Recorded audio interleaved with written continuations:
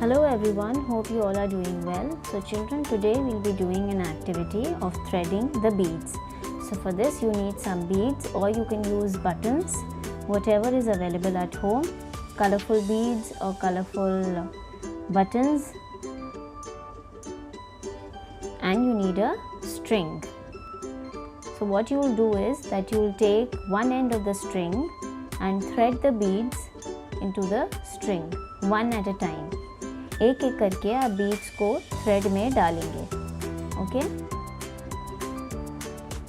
And you will count also, okay.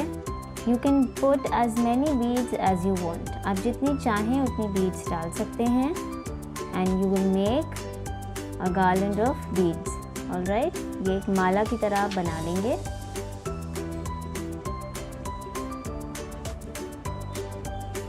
Please share the picture of this activity or the video with your class teacher. Okay? Thank you.